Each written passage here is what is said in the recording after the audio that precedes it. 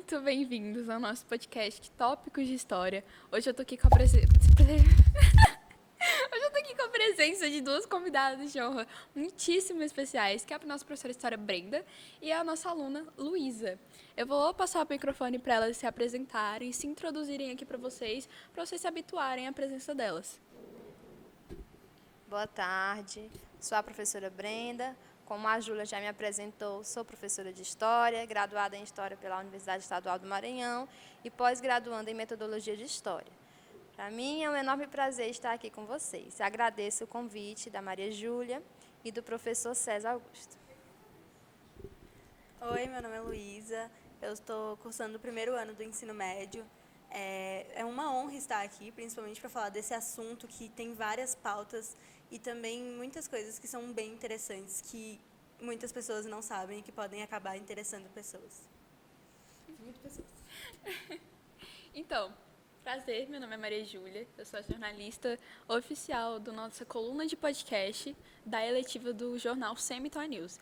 Hoje nós vamos estar apresentando aqui para vocês o seguinte tópico: Holocausto, a trajetória de Anne Frank. Nós vamos debater aqui na mesa toda a trajetória dela, como ela chegou a ir para os campos de concentração, como foi a vida dela dentro do esconderijo, o contexto que levou, né, a Guerra Mundial ao tema. E curiosidades, vamos dar dicas também de alguns documentários, séries, filmes, livros, para vocês darem uma olhadinha depois. Então, para a gente poder começar o nosso podcast, eu queria fazer uma pergunta para a professora em relação à Segunda Guerra Mundial no geral, mas voltada, qual foi o contexto que levou a Segunda Guerra Mundial, voltada para o tema. Que momento ali da Segunda Guerra Mundial que foi crucial para os judeus, na vida dos judeus? Então, a gente tem que entender um pouco dos antecedentes históricos, né? Como eu gosto de falar nas minhas aulas, em história, nada surge ao acaso, né? As coisas são frutos de um processo. Então, os judeus eles não começaram a ser perseguidos só em 1939. Existe todo um contexto por trás, desde o momento que Adolf Hitler se torna chanceler da Alemanha. Em 1933, essa perseguição ela começa a surgir. E aí as leis de segregação racial voltada para essas minorias, no caso a gente vai se limitar mais aos judeus aqui no podcast, elas começam a acontecer. Proibição de casamentos, de relacionamentos amorosos, afetivos, proibição de judeus irem ao cinema, proibição dos judeus de ser um cidadão comum, como um alemão era. Então, isso começa a partir de 1933. Muitos judeus começam a migrar da Alemanha para outros países, e isso vai se intensificando. Em 1936, vem as leis de Nuremberg, intensifica-se mais essa perseguição. Em 1939, a gente tem o início, de fato, da Segunda Guerra, que aí vai ser essa perseguição mais assídua, digamos assim. Os campos de concentração já existiam e eles vão ser bombardeados por essa população. Respondi essa pergunta? Sim, muito bem. Luísa? Não, pode ser. Então, quando a senhora citou... Perdão. Quando a senhora citou sobre os judeus serem proibidos de adentrar determinados locais, a gente pode citar também que eles eram obrigados a andar nas ruas com a estrela de Davi, né, com escrito ali judeu, para eles serem identificados, né? Então, eu acho, desculpa a palavra, eu acho isso extremamente ridículo, você minorizar ali uma pessoa só pela religião dela, a escolha de vida dela que ela decidiu seguir ali. E, cara, a Segunda Guerra Mundial é um fato histórico que me deixa horrorizada em diversos aspectos, porque no momento que a gente vê as imagens das cidades destruídas pelos bombardeios, das pessoas que morreram simplesmente jogadas pelas ruas, ou até mesmo das pessoas que eram simplesmente jogadas ou largadas nas valas comuns ou pelos campos de concentração totalmente magras, em estado de nutrição, acopladas, não tem nem como contextualizar isso, totalmente tomadas pela doença da época, que era o tifo, né? Não era febre, era febre? Febre de tifo, né? Então, assim, é uma coisa assim que deixa a gente completamente horrorizada, de boca aberta. Voltando, eu estava falando da questão da estrela de Davi. Os judeus, eles eram obrigados a usar a estrela de Davi. Quando eles saíam às ruas, eram proibidos, como a senhora falou, de adentrar cinemas, de frequentar escolas, tanto que tinha uma escola própria para os judeus, que, inclusive, contextualizando com o tema do nosso podcast, foi uma das escolas que a Anne Frank teve que estudar quando ela se mudou, né, para a Holanda, que foi o Liceu Judeu. Você quer falar alguma coisa, Luísa? Não? A senhora quer falar, professora? Sobre esse contexto. Falar sobre como a educação é vista na Segunda Guerra Mundial e como a educação é usada como um aparelho do Estado para não só reprimir, mas também como propagar a narrativa de Hitler, no caso, né, desse regime totalitário. Então, vai ser proibido professores judeus, vão ser tirados das universidades. A própria história, essa parte que narra a questão judaica, vai ser tirado. E aí, como você bem pontuou, vão ter os liceus judaicos, né, que é onde a Anne Frank e a Margot, a irmã dela, vão estudar. No diário, para quem quer saber um pouco mais, não só sobre a história da Anne, eu já faço aqui a propaganda. Tem essa versãozinha aí mais compacta, é a versão de bolsa. E ela fala um pouco sobre essa questão da educação também. É muito interessante isso. Então, como o nosso foco aqui é falar sobre a vida da Anne Frank, né, a trajetória, a gente pode começar a falar do porquê que a Anne foi para o esconderijo, né? Igual nós estávamos falando aqui, o contexto do porquê iniciou todo esse temor dos judeus em se esconder, em fugir para outros países. E então a gente vai falar do porquê que ela foi para o esconderijo. Quando eu dei a ideia do podcast, eu sinceramente não sei se eu ficava nervosa ou se eu ficava calma. Eu acho que eu ainda falei para o professor e para o nosso produtor aqui, o Ederme, que, olha, isso foi de manhã. Eu ainda não tô nervosa. Daqui pra mais tarde eu fico. A minha mão tá fria, eu tô suando fria. Mas tá tudo bem. A gente sabe que a Anne foi pro esconderijo por causa da perseguição aos judeus. O pai dela ficou com medo, temeu pela vida da família. E a Anne, junto à mãe Edith, a irmã Margot e o pai Otto, se esconderam ali num anexo secreto que ficava na fábrica dele, que, inclusive, para quem não sabe, o pai da Anne, ele tinha uma fábrica que servia um composto para geleias, e depois ele criou uma outra empresa que vendia ali temperos e especiarias. Eu queria um pouco da palavra da Luísa sobre do porquê que a Anne foi para o esconderijo. O que você pode dizer para a gente, que você pode agregar aqui para a gente na nossa mesa, do porquê que ela foi, como foi para ela lá dentro. Primeiramente, ela foi, como a gente já sabe, ela foi para o esconderijo para se esconder da guerra, porque eles foram convocados para o complexo. E nisso eles estavam previstos até de depois, só que a convocação foi antes. E eles foram até um pouco mais cedo, e nisso eles começaram a organizar entre eles, assim, como que o complexo ficaria, fizeram várias modificações.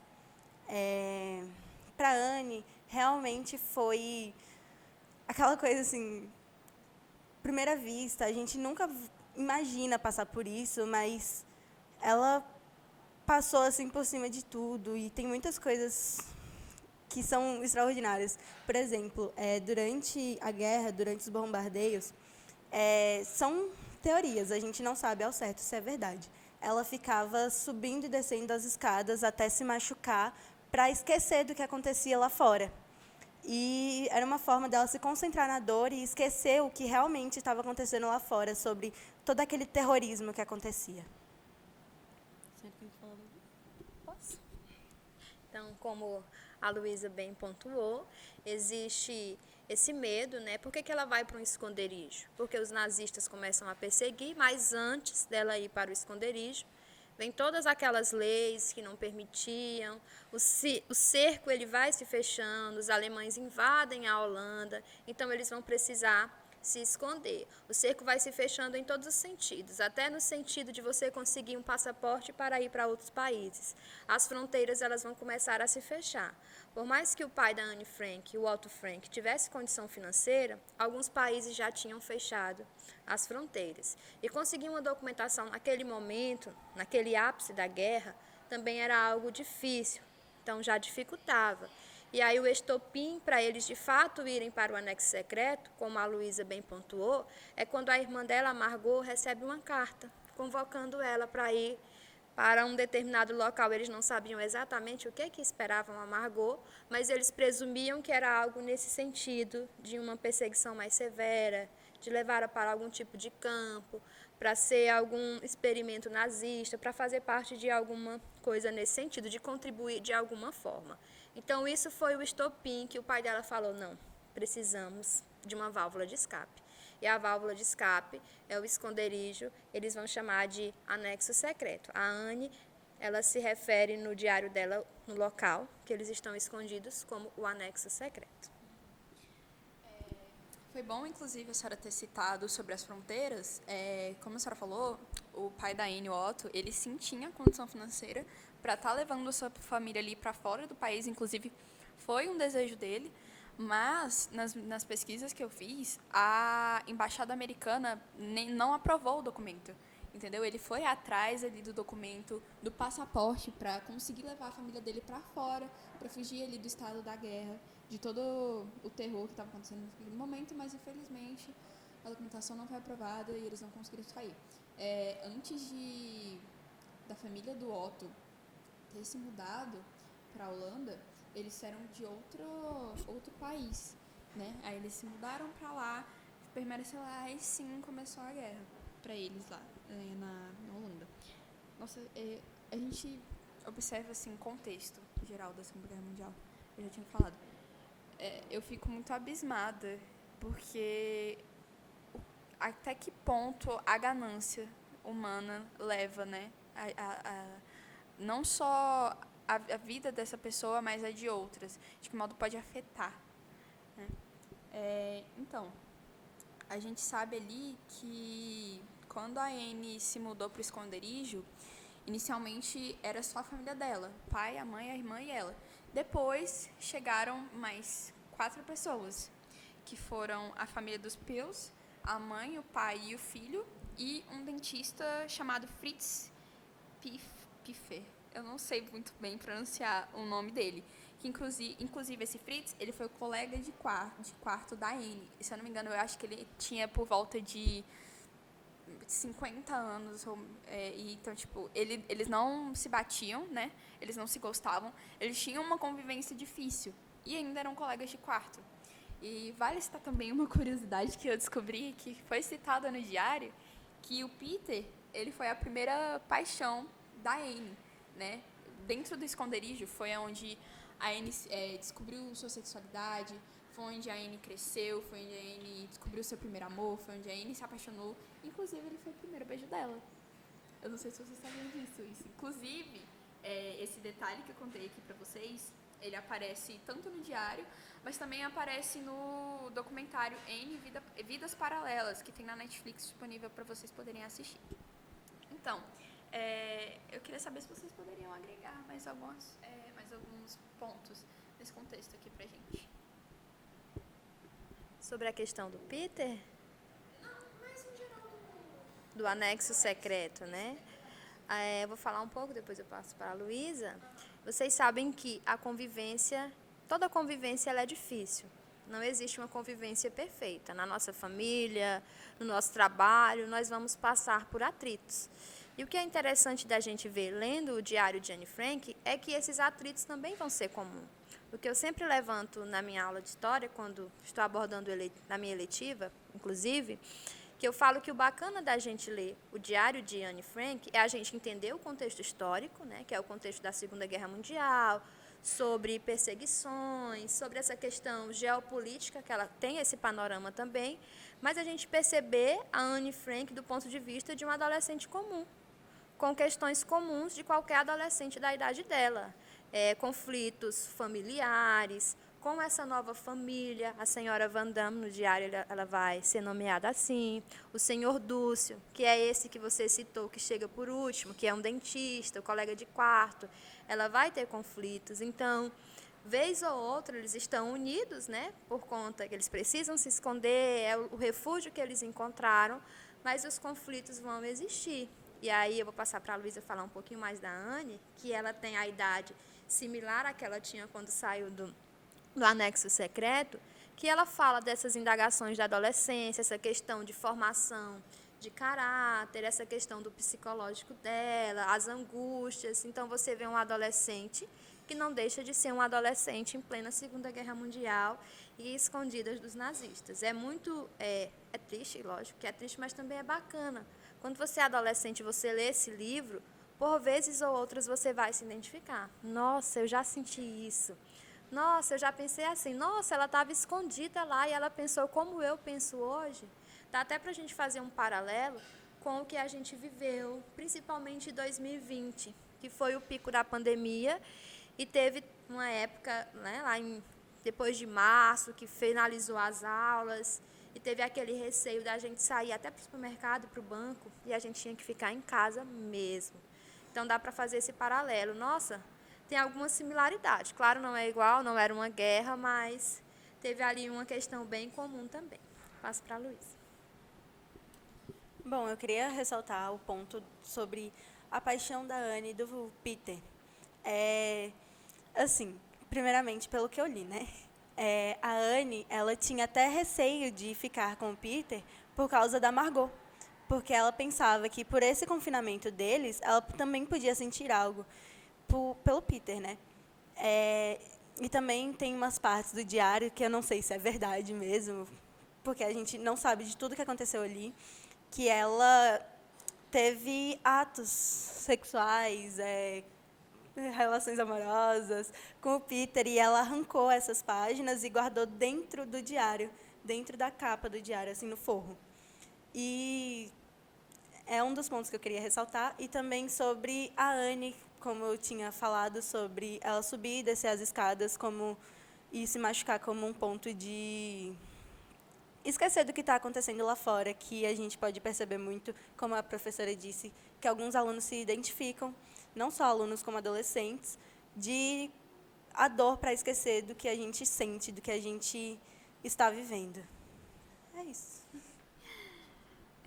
Contextualizando ali, continuando, na verdade, o que a Luísa falou, e que a professora também falou, como qualquer outro ali, a Anne era uma adolescente em plena Guerra Mundial, confinada contra a vontade dela dentro de um anexo, dentro de uma fábrica, que inclusive eles tinham que ficar em completo silêncio durante o dia, porque dentro daquela fábrica tinham trabalhadores que não sabiam da existência da família da Anne, da família Van Pels, dentro daquele anexo. Então, eles tinham que ficar em completo silêncio durante o dia, eles não podiam falar nada, para evitar justamente que eles fossem descobertos, né? Então, assim, pensa como é que devia ficar a cabeça dessa menina, não só dela, como de qualquer pessoa ali dentro, você tendo que ficar calada o tempo inteiro, com medo de que a qualquer momento um soldado nazista pudesse te buscar ali na sua casa e te levar para um campo de concentração pelo simples fato de você só ser judeu, né? Então, assim, é uma coisa que, sinceramente, a gente fica até sem palavras, a gente não sabe o que dizer. Em relação ao que você falou do Peter, eu não sabia dessa parte, eu não sabia. As únicas coisas que eu soube, eu não cheguei a ler o livro, mas eu tenho muita vontade de ler, eu não consegui ler. Eu tive que recorrer a pesquisas no site oficial, em outros sites, eu vi o documentário. Então, o que a moça que lia o... Gente, desculpa as caretas que eu tô fazendo, que eu tô com muita vontade de tossir. Tá tranquilo. Quando a moça estava lendo o diário da Anne ali no documentário, ela só citava os momentos da Anne com o Peter como sendo momentos muito, muito puros, né? Que eles só trocaram somente, inicialmente, alguns beijos na bochecha e depois, por um acidente, eles tiveram um beijo mesmo, né? Então, assim, eu não sabia dessa parte. Eu fiquei meio horrorizada agora.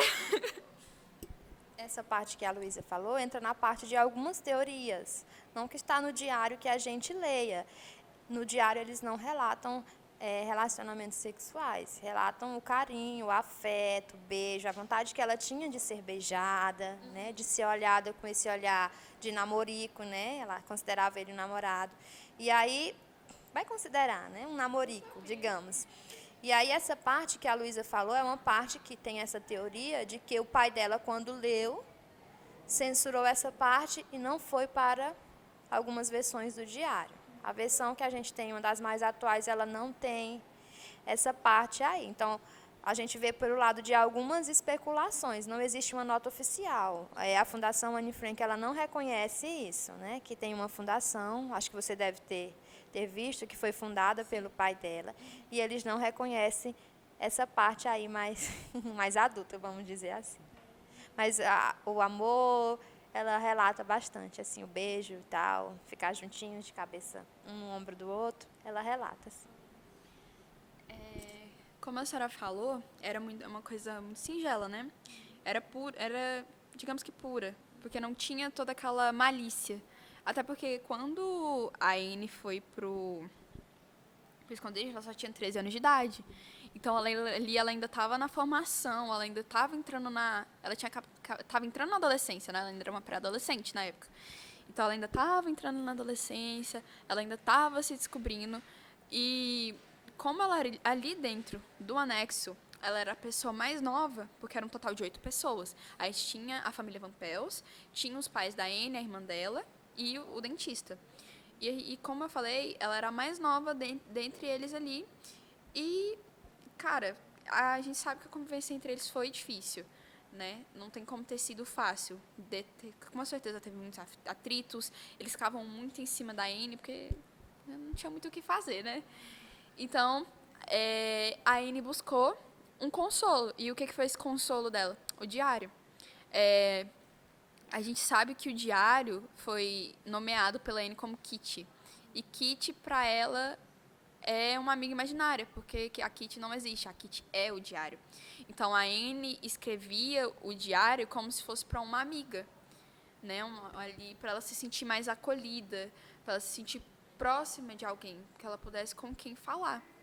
Então, assim, o diário, para ela, ali dentro, foi a salvação dela. E como a senhora falou da questão da censura, a gente pode citar também que durante o tempo, os 2 anos que a Anne ficou no anexo, ela, no rádio, eu esqueci quem foi que falou, não sei se foi um ministro, foi ministro? Isso, foi um ministro. Ele falou para os judeus que estavam escondidos, ou os que estavam vivos, que ainda não tinham sido levados para o campo de concentração, guardarem documentos, escritas, diários, para que esses documentos pudessem ser publicados, mostrados ao mundo após o fim da guerra. E foi isso que a Anne fez. Foi quando ela quando ela ouviu isso no rádio, aí sim tem o negócio que a Luísa falou da página rasgada. A Anne reescreveu quase todo o diário dela, mudou ali algumas coisas para que esse diário pudesse ser publicado. Perdão. Esse diário pudesse ser publicado depois. Porque, como é citado ali no diário, e era um fato reconhecido também pelo pai da Anne, que a Anne tinha o sonho de... Bom, ela praticou todo esse... Como é que fala? Toda essa idealização de profissão dela ali escrevendo o diário, né? Então, assim... Eu vou passar o microfone para vocês agora, porque eu falei demais. Eu vou passar para a Luísa. O que você pode falar para a gente, Luísa? Bom, eu não tenho muito o que falar. Eu vou passar mais para a professora para ela começar a surgir umas ideias, porque realmente as curiosidades mesmo que eu queria trazer à tona, eu já falei a maioria. Já vai para a parte das curiosidades ou comento o que você falou aqui A gente pode continuar comentando um pouco mais sobre o diário. sobre o diário, né? Ah, sim. Então, existe essa questão, vou dizer que é uma teoria da conspiração, não sabemos se foi concreto, né, essa reescrita, essa censura, dizem, não é reconhecido pelo Instituto Anne Frank, como eu já falei, não tem esse reconhecimento, eles não é algo que procede da parte deles, então são especulações. Existem muitas especulações sobre a procedência do diário, sobre como ele foi encontrado. O que sabemos do ponto de vista historiográfico é que é uma das fontes mais incontestáveis sobre a Segunda Guerra Mundial. É uma ferramenta, é algo que você pode comprovar, não só o diário, como as cartas. Então, no livro, ela mostra essa vontade dela ser uma escritora. Ela fala também em fazer história. Tem um momento do diário que ela fala que quer fazer história, que ela quer ser uma mulher à frente do tempo dela. Hoje, na aula, me perguntaram o que a Anne Frank significava para mim. Ela estava na aula também. E aí, eu pego também a oportunidade para falar, né, que no diário, quando a gente lê e termina a história, infelizmente, é uma história real e a gente fica um pouco balançado, né? Como assim? O diário acaba aqui, não tem final. Da parte da Anne, não tem um final, isso é mais dolorido para quem lê. Mas fica muitas coisas do diário. Fica a perseverança, fica o amor, fica a fé que ela tinha. Tem até uma das frases mais conhecidas dela, que ela fala que, apesar de tudo, eu ainda acredito na bondade humana. É mais ou menos assim uma frase dela, que é bem conhecida. Então, mesmo ela sofrendo, mesmo passando por todo aquele sofrimento, ela acreditava. Ela não, vai ter momentos ou outros que ela vai questionar por que nós estamos passando isso, mas ela sempre se apega na fé. Ela representa também a força das mulheres. Eu vejo a Anne Frank como uma feminista da época, por mais que, né, ela não sabia, acredito, nos termos, mas ela é uma mulher à frente do tempo dela, como eu já falei. Ela olhava para a mãe dela e para a mãe do Peter e imaginava, eu não quero ser uma mulher assim, eu não quero ficar só em casa, eu quero sair, eu quero escrever, eu quero falar. E uma coisa que ela sempre falou e que de fato aconteceu é que ela queria ser conhecida. Então, ela se tornou conhecida mundialmente, infelizmente, mesmo depois dessa tragédia. Eu não vou falar as palavras para deixar o spoiler, aí não vou deixar spoiler, quem quiser ler, leia.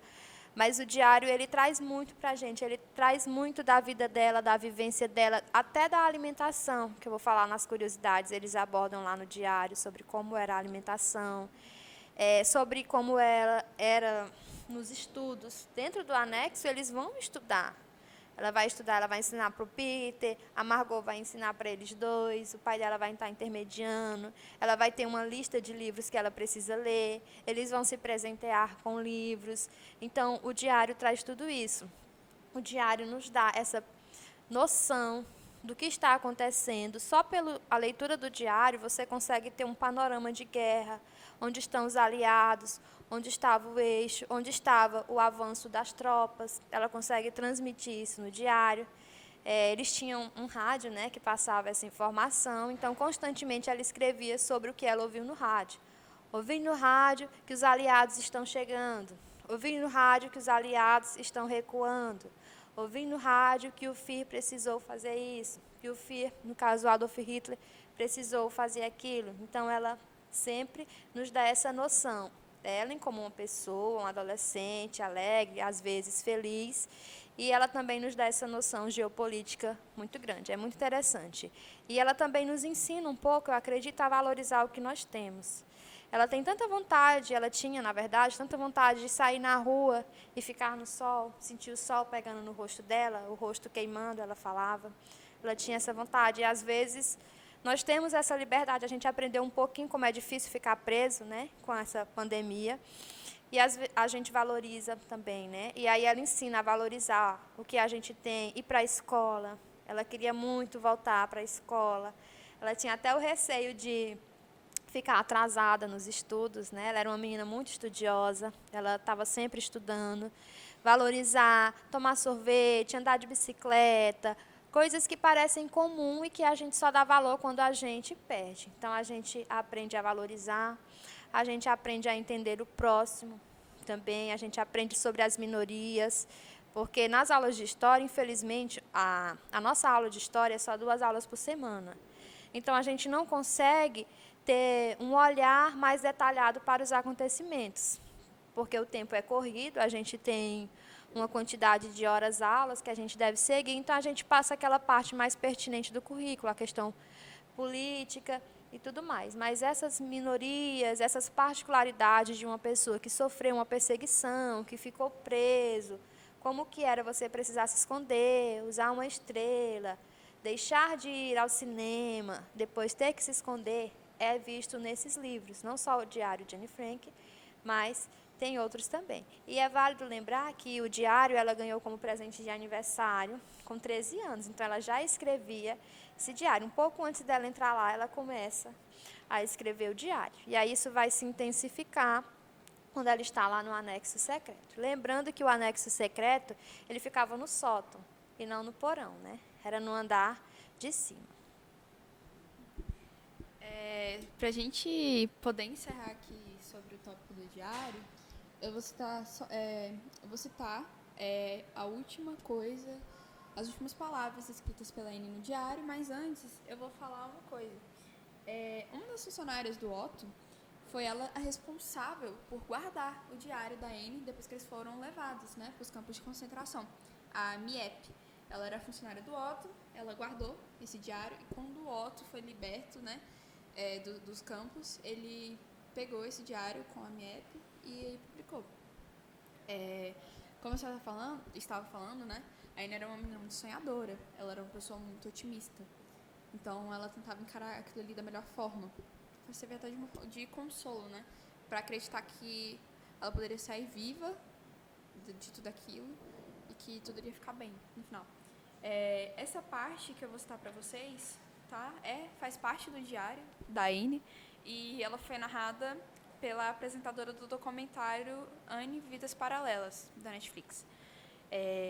Terça-feira, 1º de agosto de 1944. Querida Kitty, como já disse muitas vezes, estou dividida em duas.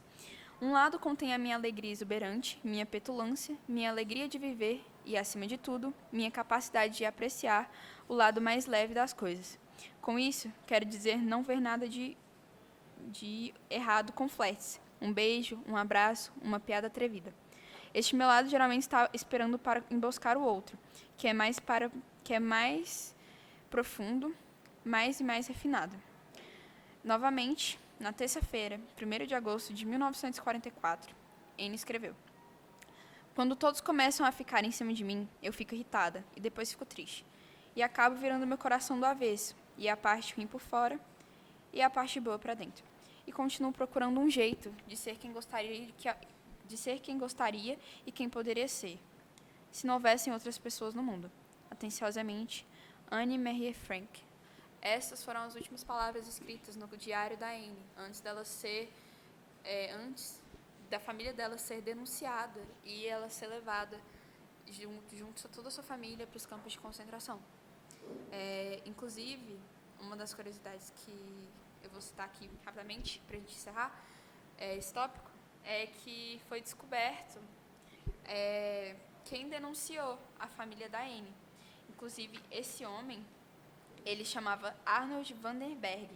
Ele delatou a família justamente para salvar a família dele, né? Porque ele fazia parte do conselho judaico. Então, para que ele não fosse levado, a família dele não fosse deportada, ele denunciava esconderijos de outros judeus, né? Então, agora, para a gente sair do tópico do diário, a gente vai falar um pouco sobre a vida da Anne dentro dos campos de concentração. O que a gente sabe ali é que são relatos de outras pessoas, até porque não tinha como a Anne escrever nada lá, ela estava sem o diário dela, não tinha os recursos. Então, como a senhora falou para mim quando a gente estava resolvendo algumas coisas no podcast, que o que a gente sabe são por outras bocas, por outras pessoas. E eu queria saber da Luísa, o que você sabe um pouco sobre esse tópico que você está falando aí pra gente. Isso, não do complexo não, do campo de concentração. Bom, o que eu sei é bem vago, porque eu li o diário onde não tem a versão do complexo. Tá certo, do campo de concentração. Onde eu li só fala sobre o anexo. Então, eu sei muito vagamente, eu sei que ela morreu, assim, bem pro final com a febre do tifo, que ela morreu com uma febre de 50 graus e naquelas péssimas condições. É brevemente o que eu sei, porque realmente eu também não fui muito a fundo. Certo. Então, como as meninas já comentaram, o que nós sabemos sobre essa passagem dela nos campos de concentração não é muita coisa, mas foi feito um livro contando, o livro se chama Os Últimos 7 Meses de Anne Frank, que é quando ela está ali nos campos de concentração. E aí foram várias amigas da Anne Frank, várias conhecidas, que relataram nesse diário, não só da Anne lá nos campos de concentração, mas como era a Anne antes de entrar, inclusive, no anexo secreto. E aí elas relatam que a Anne que elas viam lá nos campos de concentração não era a mesma. Era uma Anne mais tímida, era uma Anne Frank mais recatada, mais silenciada, porque ela era antes uma garota espivitada, conversadeira, alegre. Então elas relatam todo esse sofrimento da Anne, como era sofrido lá, como ela adoece, mais a irmã, mais a Margot, elas vão adoecer diversas vezes, o tifo, elas vão ter tifo, sarna, elas vão ter a infestação de piolhos também, então elas vão passar por todo esse sofrimento. E também elas acreditavam que o pai já havia partido. Então pode ser que, né, claro que ela morreu da doença e tudo mais, mas pode ser que a notícia de que o pai tenha partido tenha enfraquecido ainda mais elas para lutar. Então o que a gente sabe é que é uma Anne fragilizada, uma Anne que não era a mesma, até porque não tem como. As condições de vida lá eram totalmente fora de cogitação para o ser humano. Então ela vai perdendo aquele vigor que ela tinha. Então eu recomendo, quem quiser saber um pouquinho sobre a Anne dentro dos campos de concentração, para ler o livro Os Últimos 7 Meses de Anne Frank. Lá no livro eles abordam também o ponto de vista da Annelie Closlar, que é uma das melhores amigas da Anne Frank. E além dela estar no livro, foi feito um filme sobre, que é a Minha Querida Anne Frank, que conta o ponto de vista da Annelie, vendo a Anne lá nos campos de concentração, como elas se encontram, como elas tentam sair dali, né, alguns poucos encontros, né, porque elas estão eles eram subdivididos, né, os campos de concentração, elas estão em locais separados. Então eles contam um pouco sobre isso e é bem triste, é bem chocante. É outra Anne, né? Infelizmente não tinha como ela se manter a mesma. Para a gente contextualizar melhor como foi a ida da Anne para os campos de concentração, como é relatado para a gente, o que a gente sabe é que a Anne, ela foi mandada, sua família no caso, foi enviada para o campo de Westerbork, na Holanda. De lá, elas foram para Auschwitz, na Polônia, e de lá elas foram para Bergen-Belsen e por lá permaneceram, na Alemanha. E, inclusive, foi lá que, infelizmente, a Anne e a Margot vieram a falecer. A família Frank foi separada. As meninas e a mãe foram levadas para o campo das mulheres, e o pai, o Otto, foi enviado para o campo dos homens. Lá no campo onde Anne ficou com sua mãe e sua irmã, ela, de certa forma, elas, no caso, e as outras judias que estavam lá eram escravizadas, não só elas como os homens que estavam nos outros campos. Quando eu vi o documentário, eu fiquei muito triste, porque você estava ali vendo e começavam a aparecer as imagens das pessoas dentro dos... Como é o nome? Não do campo de concentração. Não, câmara de gás não. Nos alojamentos. Dentro dos alojamentos. Então, às vezes a pessoa estava viva ali, mas ela estava num estado tão deplorável, num estado assim de quase morte, que não dava para saber. Então, eram pessoas completamente desnutridas, muito magras, que você podia carregar, arrastar com um braço só, né? Quando a guerra acabou e finalmente os judeus foram libertados pelos Estados Unidos, os alemães que viviam ao redor ali dos campos de concentração foram obrigados pelas tropas americanas a entrarem dentro dos campos de concentração e a observarem tudo o que aconteceu ali dentro. Então, eles tinham que ver todos aqueles corpos, não foi mais do que certo. Eles viram todos aqueles corpos jogados dentro das valas comuns, inclusive os corpos da Margot e da Anne foram jogados nessas valas comuns, não sabem a localização. Hoje em dia só tem uma lápide com o nome delas, então ninguém sabe exatamente onde os corpos delas estão. Então, esses alemães, eles foram obrigados a ver todo o caos dentro daqueles campos de concentração e foram obrigados também a carregar o restante dos corpos, os corpos presentes ali, lacrados, para serem jogados dentro das valas comuns. Quando você vai ver imagens das valas comuns, você só vê um amontoado, um morrinho de terra. E você imaginar que dentro daquele morro de terra tem milhares e milhares de corpos empilhados, um em cima dos outros, completamente acometidos na época pela doença, né? Pela infestação de piolho, pelo tifo, pela sarna. Completamente... É um horror, na verdade. Porque não dá para explicar o porquê, o que tinha na cabeça da pessoa para fazer aquilo com outras pessoas que só pelo simples fato de seguirem uma religião, um estilo de vida diferente, uma doutrina diferente, né? Então, assim, é algo completamente triste. A Segunda Guerra Mundial foi o maior homicídio do mundo relatado hoje em dia e, sinceramente, é algo que deve ser lembrado porque cada vida ali sofreu de maneira injusta, não foi fácil para nenhuma delas e os sobreviventes de hoje em dia, infelizmente, têm que remoer inconscientemente as lembranças e o número deles é tatuado na pele. Então você ter que olhar todo dia para aquilo ali no seu braço deve ser, particularmente, eu acharia agonizante. Pra gente encerrar o nosso podcast, infelizmente eu não queria encerrar, acho que dava pra gente falar mais, contextualizar ali com mais detalhes sobre a vida da Anne, né, no geral, a trajetória dela durante o Holocausto, antes do Holocausto.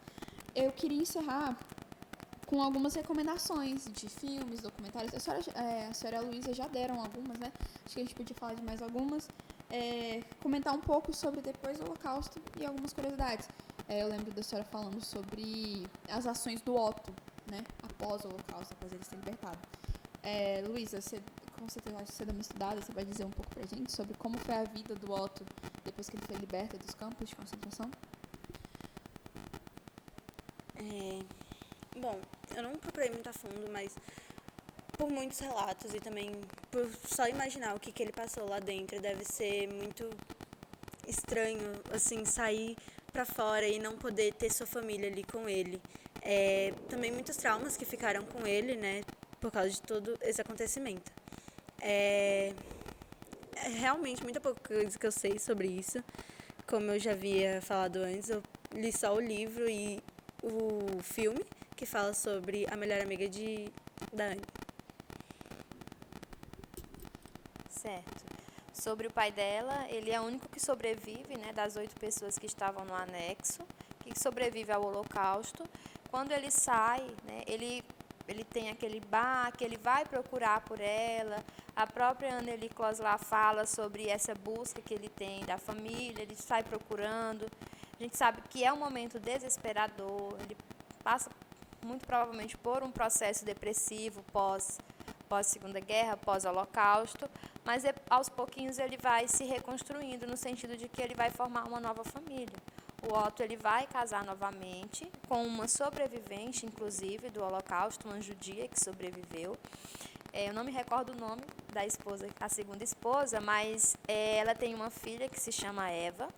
E a Eva, ela tem um livro que se chama Depois de Auschwitz, deixo a dica aí para vocês, e ela conta sobre esse relacionamento da mãe dela com Otto. Eles foram casados até ambos morrerem, e ela conta muito da Anne também, porque o pai, Otto Frank, passava para ela. Nesse livro, ela também conta sobre um Instituto Anne Frank, que vai ser criado por Otto, algum tempo depois da morte da Anne Frank, e que era um instituto que tinha essa finalidade de reproduzir a história, que as pessoas tivessem conhecimento para que não se reproduzisse novamente todo esse genocídio que aconteceu na Segunda Guerra Mundial. Ele fica ali na Holanda, depois ele vai para a Suíça, então ele tem uma velhice confortável, digamos assim. Ele nunca esqueceu das filhas, mas ele consegue viver, digamos, dentro da medida do que é possível, ele vive bem dentro desse novo casamento. Não tem outros filhos, mas adota ali, digamos, a Eva como uma segunda filha, né? Então, eu recomendo a leitura desse livro para saber um pouquinho mais. E o filme que eu recomendo que vocês assistam é O Diário de Anne Frank, mesmo o nome do filme. Ele está disponível no YouTube. E a minha versão favorita, porque tem várias versões, é essa, que é a versão de 1959. É a versão mais antiga do filme que foi feito. E ele tem 3 horas de duração, mas ele está totalmente condizente com o que está no diário. Então é muito bacana assistir, ainda é em preto e branco, mas ele traz um panorama bem direitinho do que está no diário. Então essa é a minha dica de livro, além do Diário de Anne Frank. Leiam depois de Auschwitz, que é essa versão da irmã dela, né, que o pai dela se casa, enfim, e esse filme. E tem versões em história em quadrinhos, tem desenhos animados, é só dar uma pesquisada. Tudo isso produzido pelo Instituto Anne Frank também. Muito obrigada pelas palavras, professora Luísa, também. A gente vai encerrar o nosso podcast, mas antes de encerrar, para quem não sabe, aqui em Palmas a gente tem um colégio com o mesmo nome da Anne, né? Anne Frank. E... Oi? Ah, tá, desculpa. Perdão. Então, como vocês... Não sei se vocês sabem, na verdade. Aqui em Palmas a gente tem um colégio chamado Anne Frank. Eu estudei lá em 2015. Inclusive, uma das alunas daqui da nossa letiva, a Dabra, eu não sei se ela tá aqui. Ela tá aqui. Ela estudou lá comigo também, junto aos irmãos dela. E nesse ano, em 2015, uma das amigas do Liceu Judaico, que estudou junto com a Anne, a Nanete, ela deu uma entrevista pro pessoal. Ela saiu, na época ela morava em São Paulo, acho que ela ainda mora lá. Não sei se ela é viva ainda, na verdade. Ela foi e deu uma entrevista. A Nanete ainda é viva. A Dabra confirmou aqui pra gente. Ela deu uma entrevista para todo o colégio.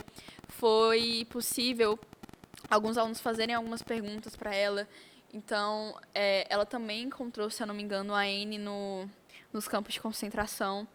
Então, ela pôde ali contextualizar para nós melhor como foi. Porque ela foi uma das pessoas mais próximas à Anne, além da melhor amiga dela, né?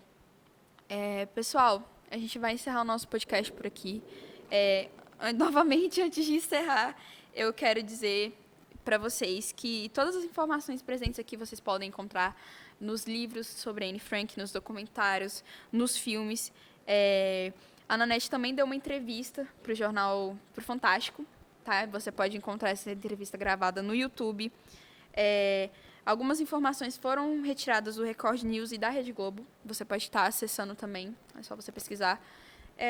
No mais é isso. Vou pedir para vocês, por gentileza, se você gostou do nosso podcast, se inscrever no canal, curtir o nosso podcast. E para servir de incentivo para nós, para que a gente possa estar aí gravando outros podcasts com outros convidados, com outros temas. Eu espero que vocês tenham gostado. Eu quero agradecer principalmente a presença da Luísa e da professora. Muito obrigada por vocês estarem aqui hoje, por terem cedido o tempo de vocês. Com certeza ele pode ter interferido um pouco na agenda, mas eu agradeço do fundo do meu coração. Eu quero agradecer à nossa equipe de produção, ao pessoal da eletiva, por estarem prestando todo o apoio aqui para a gente, para estar realizando esse podcast. Novamente, peço para vocês se inscreverem no canal, deixarem o like de vocês. Muito obrigada pela presença de todos aqui no podcast. Eu vou passar o microfone para a Luísa e para a professora se despedirem, para a gente poder estar encerrando. Bom, foi isso. Eu fico muito feliz por compartilhar isso com vocês. Não só com vocês, mas sim com a Maria Júlia, a professora, porque realmente é esplêndido, assim, você ver, descobrir aquilo, coisas novas que podem adquirir pra gente. E é isso. Obrigada. Então, eu agradeço também a oportunidade. Quando eu recebi o convite, eu fiquei muito feliz. Falar sobre Anne Frank é uma realização pessoal para mim. Eu já comentei nas minhas aulas de eletiva que é um projeto que eu sou apaixonada.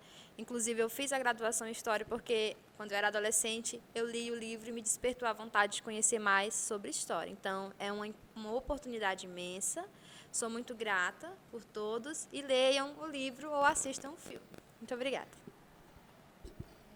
Vai um adendo aqui para vocês. a história é tudo aquilo que rege o mundo. Todo documento, qualquer coisa, tá ali guardado em qualquer banco de dados, em jornais, em documentos escritos à mão. Então, assim, a gente só soube da trajetória da Anne, da vida da Anne, porque ela relatou, porque ela escreveu.